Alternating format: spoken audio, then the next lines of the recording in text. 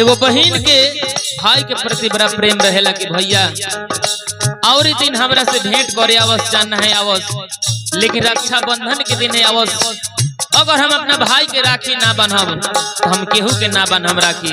वो अपना भाई से बहन का कहतरी बहिना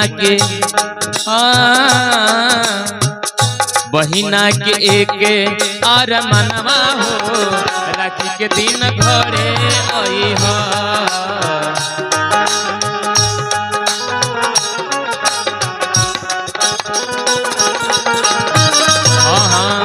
बहिना के एक आर मनवा हो राखी के दिन घरे आई हो।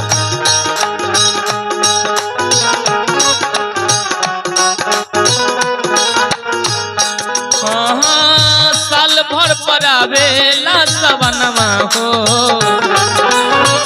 साल भर परावेला सवनवा हो राखी के दिन घरे आई हो।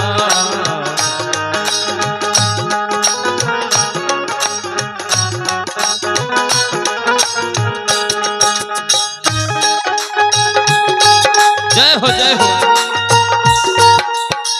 वाह जय प्रकाश भैया, वाह सोनू और संदीप गर्दौरा के बजाय का हल वाह सुरेंद्र बाबू, वाह जय हो जय हो।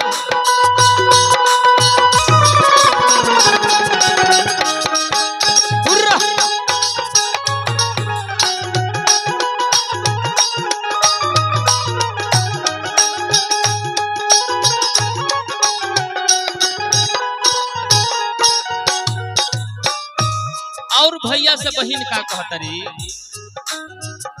भैया न बहिन के जने तू भूलई हा।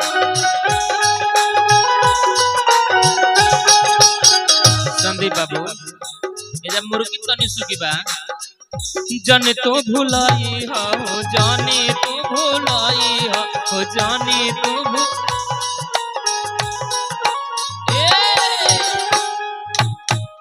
भैया न बहिनी के जन तू भूलई हा। जल्दी से बाहर से कारी थके आई हा।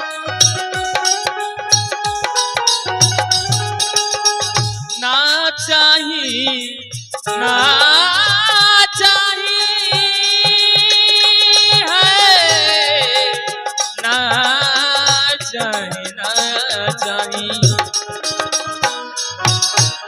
ना चाहिए ना धन खजनवा हो, ना चाहिए ना धन खजनवा हो राखी के दिन घरे आई हा।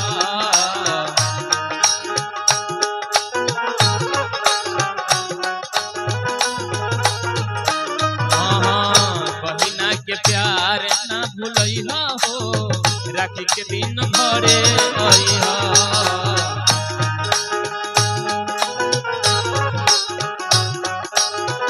वाह वाह गर्दौरा दो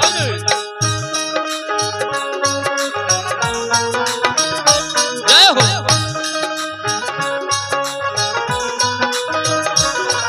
वाह वाह सोनू उर्रा।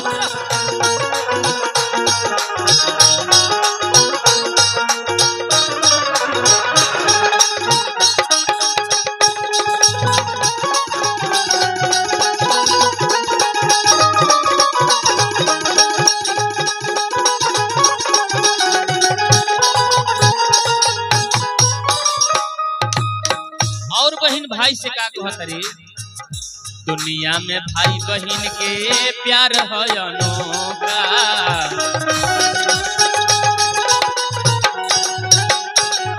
इहे नु साले भर पर मिले ला मौका।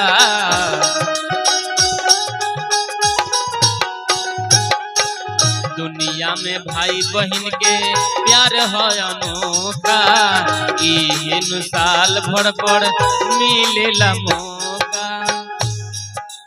तो परब में राखी महानमा हो, परब में राखी महानमा हो,